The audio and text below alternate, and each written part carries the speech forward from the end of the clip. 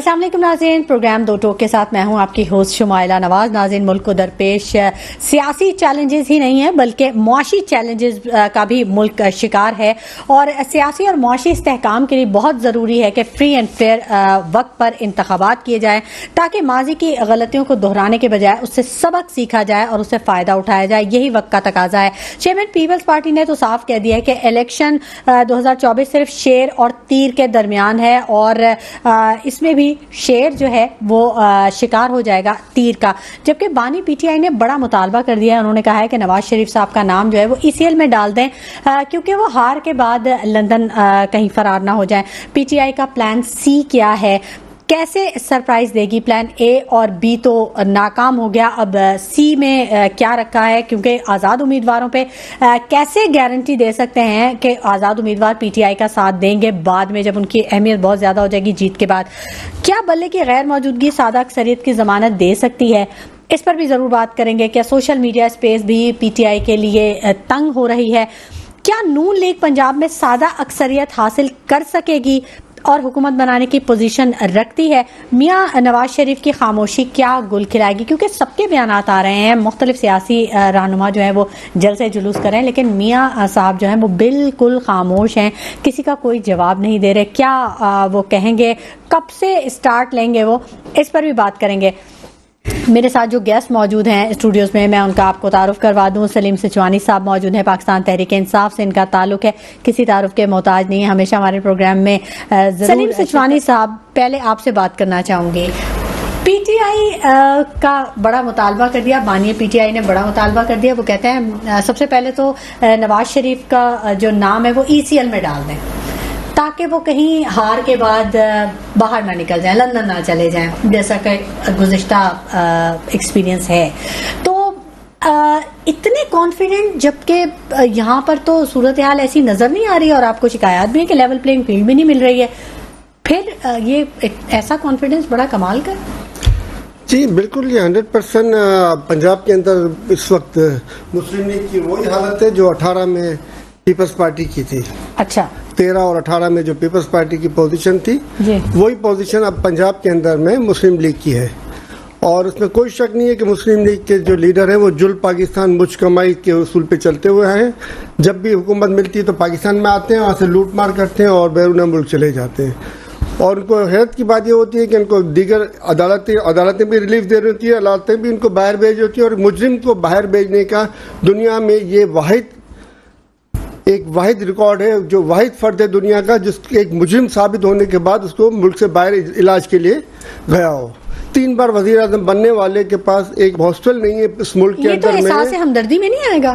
3 बार मुल्क का वज़ीर आज़म बनने वाला एक अपने मुल्क के अंदर एक हॉस्टल नहीं बना सका जहाँ पे बैठ के वो इलाज करा सके, और वो चौथी बार आवाम के लिए दर्द भरी कहानियां सुना रहा है। तो आप सोचें कि इस वज़ीर आज़म से हम क्या उम्मीद करेंगे। और इसलिए ज़रूरी है कि इनका नाम ईसीएल में डाला जाए क्योंकि वो 100% इलेक्शन के बाद भागेंगे और इसके अलावा इनके पास और कोई चारा नहीं होगा। अच्छा, ठीक है, ये तो आपका जवाब है। सलीम सिचवानी साहब, मुल्क को सिर्फ सियासी इस्तेहकाम की भी नहीं बल्कि मुआशी इस्तेहकाम की भी ज़रूरत है। जैसे कि शराफा साहब ने भी कहा कि बिजनेसमैन के लिए जो मुश्किलात थी, अब फिर सूरत हाल फिर वहीं पे चली जा रही है। अब महंगाई भी अपने उरूज की तरफ जा रही है। तो आप समझते हैं कि आप के जो आज़ाद उम्मीदवार हैं वो जब अगर इलेक्शन लड़ते हैं और वो कामयाब होते हैं तो वो आपका साथ देंगे, आपके मंशूर में हिस्सा डालेंगे? वो देखें, आपको पता है कि जब पीटीआई की फर्स्ट टाइम गवर्नमेंट ख़त्म की गई तो मंडी लगाई गई थी सिंध हाउस में जी। अब बल्ले का निशान जो आइन की आर्टिकल 17 शिक नंबर 2 जो पाकिस्तान की आवाम को इजाज़त देती है कि हर आदमी अपनी पार्टी बना सकता है, अपना सिंबल रख सकता है, इसके बावजूद भी चीफ जस्टिस फाइज साहब ने उसकी वजाहत नहीं की और उन्होंने बल्ले का निशान ले लिया। तो इस तरह की गैर आईनी इकदाम जब हमारे आला ओहदे पर बैठे हुए जजेस साहबान कहेंगे तो जस्टिस मुनीर साहब के फैसले और दीगर बहुत से चीफ जस्टिस साहबान के जो फैसले हैं वो याद रखे जा रहे हैं, तो इस तरह इनका फैसला भी तारीख के अंदर याद रखा जाएगा। मगर अब सिर्फ याद रखने से काम नहीं चलेगा, गलत फैसले और आइन को तोड़ने वाले फैसलों के ऊपर जजेस के ऊपर भी कार्रवाई होनी चाहिए और उनके ऊपर भी कवानीन बनने चाहिए ताकि पाकिस्तान जो सरजमीन है बेआइन बना हुआ है और गैर कानूनी हुकूमतें चल रही हैं इस वक्त, तो उसमें जो है इंसाफ का एक वाहिद इदारा बनता है जो जहां से अवाम इंसाफ की तलबगार होती है, और जहां वहां पे भी आइन को तोड़ा जाएगा, वहां पे भी आइन को नजरअंदाज किया जाएगा, तो आप बताएं अवाम कहाँ जाएगी फिर? Chairman people's party Bilawal Bhutto तो बल्ले को किसी खाते में नहीं लाते। वो हमें चाहिए भी इनका खाता चाहिए भी नहीं, ना हमें इनका खाता चाहिए, ना हमें नून लीग का खाता। ये अपने खातों को संभाल लें, इनके अपने थप्पे माफिया लगाने वालों को संभाले, यही इनके लिए बहुत है। वो तो ये कहते हैं कि बस सिर्फ शेर होगा और तीर होगा, तीर का शेर का शिकार करेगा तीर, बस उनका यही जुमला है। तो मतलब आप अपनी जगह आप कॉन्फिडेंट हैं कि जी हम होंगे, हुकूमत बनाएंगे। इस तरह से जब मुल्क की बड़ी बड़ी पार्टियां ही इतना इनमें ज्यादा इख्तलाफ और इतना ज्यादा खिंचाव होगा, तो कैसे ये सादा अक्सरियत कैसे मिल सकती है? हम तो सादे अक्सरियत नहीं, हम इंशाल्लाह 2/3 अक्सरियत से ज्यादा से जीतेंगे, अच्छा, अल्लाह की रहमत से। और हम स्लोगन पे लड़ेंगे इंशाल्लाह। जिस तरह माजी में गैर जमाती बुनियादों पे इलेक्शन में लड़ा गया था, अवाम दोस्त और हक परस्त और इस तरीके से सिंबल के तौर पे लड़ा गया था, निशानात अलग अलग थे, इंशाल्लाह हम सिंबल पे लड़ेंगे। अच्छा। और मैं शराफत साहब की बात का एक जवाब दे दूं। शराफत साहब ने जो कहा कि अमन व अमान कायम किया, तो शायद शराफत साहब भूल रहे हैं कि 90s के अंदर ही नवाज शरीफ साहब ने इंडिया से तिजारत का, आजादाना तिजारत का मुआहिदा किया था, जिसके अंदर में उनके कंटेनर विदाउट कस्टम के आते थे, जिसके अंदर असला भी आया, जिसके अंदर दहशतगर्द भी आया, और कोई पूछने वाला नहीं था। यही दहशतगर्द पैदा करते हैं, फिर यही दहशतगर्द से लड़ाई के लिए हमारे जवानों को लड़वाते हैं, और ये हमारे जवान भी मर रहे होते हैं, हमारी आम आवाम भी मर रही होती है, और इसका तदारुक होना चाहिए। अब एहतसाब तमाम इदारों का भी होना चाहिए जो गलत पॉलिसियां बना रहे होते हैं, जो गलत तरीके से आवाम को नुकसान पहुंचा रहे होते हैं, और तमाम तर तवज्जो जो मुल्क में बैकडोर से जो हमारी मादनियात गायब हो रही है उसके ऊपर से तवज्जो हटाने के लिए आवाम को उलझा के रखा जाता है। अब ये सिलसिला ख़त्म होना चाहिए। अब आवाम में शऊर आ गया, आवाम को मालूम है कि कौन ईमानदार है और कौन बेईमान है। और आवाम चाहे बैंगन हो, चाहे मूली हो, चाहे गाजर हो, चाहे टमाटर हो, चाहे गिलास हो, चाहे कुछ भी हो, आवाम खान साहब को जानते हैं और हर खान के सिपाही को वोट देंगे और हर खान के सिपाही को जितवाएंगे इंशाल्लाह, अल्लाह की मेहरबानी से, अल्लाह के करम से, अल्लाह के फजल। अच्छा, शहर कायद में भी आपका यही स्टांस है? इंशाल्लाह आप देखेंगे कि शहर कायद के रिजल्ट जो है वो गैर मुतवक्का होंगे, और जो एमक्यूएम दावेदार है कि हम इतनी सीटें लेंगे उतनी सीटें लेंगे, वो और नून लीग जो मुंह की खाएंगे, इंशाल्लाह इनको एक भी सीट नसीब न हो। मुझे ये बताइएगा सलीम सिचवानी साहब, ये आपका plan A, plan B, plan C, A और बी का तो आ गया, प्रॉब्लम नाकाम हो गया, सी क्या प्लान है? खान साहब कह रहे हैं कि सरप्राइज दे देंगे बहुत बड़ा 8 फरवरी को। क्या सरप्राइज देंगे इन हालात में? देखिए, पीटीआई का जो वर्कर और पीटीआई का वोटर वो एक पेज पे मुत्तफिक है कि तहरीक इमरान खान अब बन चुकी है।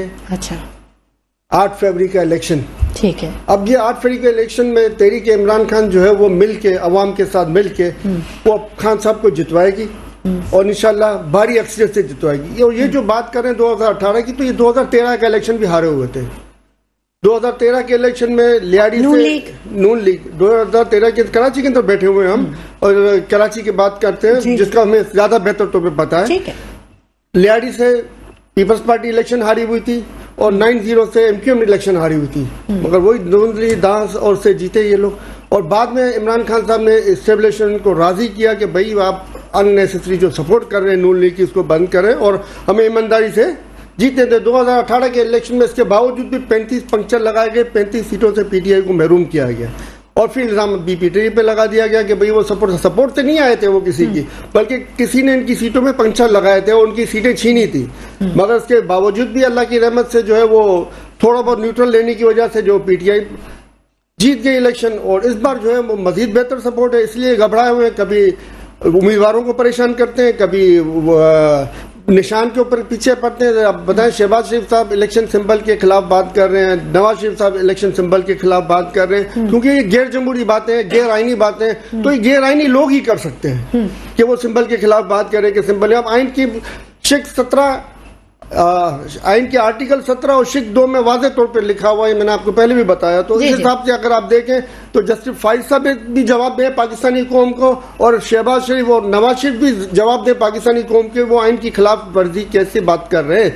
मगर वो करेंगे क्योंकि वो तो ऑलरेडी अपनी नामजद हुकूमत बैठा चुके हैं गैर आइनी जो चल रही है, उनकी फेवर कर रही है, उनको हमदर्दियाँ और ऑल मशीनरी इनके साथ में ताउन कर रही है, जिसकी वजह से जो दीगर जमातों को भी कंप्लेन है इसकी, और पीटीआई को तो खास तौर पे टारगेट रखा हुआ है इन्होंने। अच्छा, ये तो पीटीआई की जानिब से इल्जामात है ना, ये तो जो है जाहिर है आपके ख्यालात हैं और आपकी पार्टी के आप देंगे सलीम सिचवानी साहब, ये तो आप बताएं कैसे आपके लीडर ने, जब आपकी हुकूमत थी तो आपने तो पनाहगाहें भी बनाई, जो उन्होंने बात की कि पेट के लिए कोई नहीं रो रहा था, गुर्बत नहीं थी, हालांकि बंद हो चुकी थी, बाकायदा लोग रजिस्टर्ड थे और लोग खुदकुशियां बंद कर हो रहे चुकी थे। थी उस दौर में। ये रिपोर्ट्स, ये इंटरनेशनल सर्वेस के बारे में मैं बात कर रही हूँ, अब आप इनका जवाब दीजिए कि क्या सूरत हाल थी। देखिए, मैं इसका जवाब आपके पहले प्रोग्राम में भी दे चुका हूँ कि 2013 मैं दोबारा देता हूँ शराफत साहब को। 2013 से लेके 2018 तक 65 अरब डॉलर का शराफत साहब आपके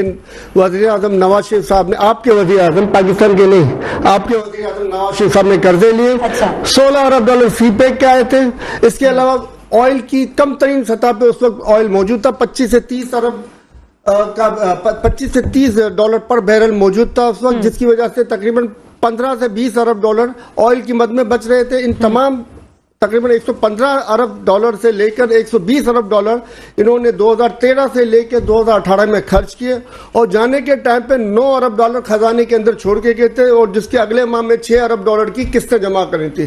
पाकिस्तान को बैंक करप्सी के दहाने पर छोड़ के गए थे। मुफ्ता इस्माइल साहब ने जनरल बाजवा को बताया था कि ये तकरीबन इतनी सुरंगें खोद चुके हैं, इतने माइंस बिछा चुके हैं कि आने वाली हुकूमत 3-3.5 साल तक चल नहीं सकेगी, वो अपने आप को ही संभालती रहेगी। मगर फिर भी अल्लाह की रहमत से, क्योंकि एक ईमानदार हुक्मरान मौजूद था, उसने ईमानदारी से अब मुल्क को आगे बढ़ाया और कोरोना के बावजूद जिसमें पूरी दुनिया ने जो है ना वो अपने आप को नुकसान में डाला, उन्होंने एक अच्छी हिकमत अमली पे अमल किया और मुल्क को ऊपर की जानिब ले गए। और जिस वक्त इनको रिजीम चेंज करके उनको एक बोगस तरीके से हटाया गया, सिंध हाउस में बोली और मंडियां लगा के, उस वक्त भी उन्होंने कौमी खजाने में 18 अरब डॉलर रखे हुए थे। 9 अरब डॉलर के मुकाबले में इन्होंने 18 अरब डॉलर रखे और 115 अरब डॉलर जो नवाज शरीफ के पास आए थे उसके मुकाबले में इनके पास 44 अरब डॉलर आए थे। मगर इसके बावजूद दुगने पैसे वो खजाने में छोड़ के गए थे। फिर भी इनको नवाज शरीफ साहब अच्छा लगता है और एटमी तवानाई हमारे पास मौजूद होने के बावजूद जो हासिल इसीलिए की गई थी कि आवाम को सस्ती बिजली मिले, इंडस्ट्रियलिस्ट को सस्ती बिजली मिले, टेक्सटाइल वालों को सस्ती बिजली मिले, ताकि वो दुनिया के अंदर और मुल्क के अंदर में एक अच्छा कंपटीशन दे सकें, दुनिया में पाकिस्तानी प्रोडक्ट्स को आगे ले जा सके। मगर उन्होंने इस पे अमल नहीं किया, बल्कि इसके बजाय इन्होंने महंगी तरीन बिजली के मुआहदे किए और वो भी डॉलर्स के अंदर में। और दूसरी तरफ अदम इस्तेकाम पैदा किया शहर कराची में, जिसकी वजह से हमारा लोकल इंडस्ट्रियलिस्ट जो वो मुल्क छोड़ के बाहर चला गया और मल्टीनेशनल कंपनियों को दावा दे दे के लाया गया, जो कि यहाँ से रुपए में कमाती है, डॉलर में लूट के ले जाती है। रुपए में कमाती है, डॉलर में। उनसे भी इस तरह के एग्रीमेंट किए गए कि पाकिस्तानी कौम का खाना खराब ही हो हर सूरत में। क्या भैया अगर रुपए में कमाते हो तो आप डॉलर में कैसे ले गए? आप दूसरा सामान ले जाए यहाँ से, आपको कहा जाता है पाकिस्तान की एक्सपोर्ट भी बढ़े, दूसरी चीजें ले जाए। कुछ इस तरीके के एग्रीमेंट होते हैं, कुछ ऐसी स्ट्रेटेजी बना जिससे मुल्क के मफाद दाव पे न लगता। आपको सलीम साहब कहा जाता है कि आपकी जो पार्टी है वो सोशल मीडिया पे नजर आती है, तो अभी आप देख रहे हैं कि अब जबकि अगर आपको बाउंड किया जाता है या कॉर्नर किया जाता है जैसा कि आप कहते हैं, तो सोशल मीडिया पे भी आपको रेजिस्टेंस का सामना करना पड़ रहा है। देखिए, सोशल मीडिया पे भी इन्होंने काफी कोशिशें कर रहे हैं और की हैं और अब मजीद करेंगे। मगर हम हर तरह के हालात में अब पार्टी एक मुत्तहद है और मुनज़्ज़म रहेगी और इंशाल्लाह आप देखेंगे कि आवाम के ताउन से और तहरीके खान साहब, तहरीके इमरान खान साहब आगे बढ़ेगी और 8 फरवरी को उसको मुकम्मल होगी। जिस बदमाशी से इन्होंने 200 जाली केसेस खान साहब के ऊपर दर्ज करवाए हैं, वो भी इसी ताकत से ये केसेस सारे खत्म होंगे और आवाम देखेगी कि खान साहब एक बार फिर इलेक्शन लड़के इक़्तिदार पे आ रहे होंगे इंशाल्लाह अल्लाह की रहमत से। अच्छा, यानी आपको कोई फर्क नहीं पड़ता बदले से या विक्टों से? फर्क क्यों नहीं पड़ता? फर्क पड़ता है, मगर हमें खेलना खान साहब ने सिखाया हुआ है कि हर हाल में हर मुसीबत में खेलना है आपने और हर मुसीबत से लड़ना है आपने। जिस तरीके से मुसीबत के हालात में वर्ल्ड कप खान साहब जीत के लाते, इंशाल्लाह इन्हीं मुसीबत के हालात में जिस तरीके से कारकुनान के वो हौसले बुलंद कर रहे हैं और वो खड़े हुए डटे हुए, इस तरह इंशाल्लाह कारकुन भी खड़े रहेंगे और कारकुन भी आगे बढ़ेंगे और भरपूर तरीके से यकजहती का मुजाहरा करके कामयाब करवाएंगे। ठीक है, जल्दी आवाम को बायोमेट्रिक का हक दिया जाए, आवाम को ताकत का सरचश्मा बनाया जाए, इससे बाद आवाम से तवक्कुआत की जाए, उसके बाद आप ठीक है। वक्त फ्री एंड फेयर इलेक्शन होना चाहिए। बहुत शुक्रिया सलीम सिचवानी साहब, आपकी तशरीफ आवरी के लिए बहुत शुक्रिया। काम के लिए बहुत जरूरी है कि सियासी इस्तेहकाम भी हो, तभी मुल्क आगे की तरफ जा सकता है। इसी के साथ शुमाइला नवाज को इजाजत दीजिए। अपना बहुत ख्याल रखिएगा। अल्लाह निगहबान।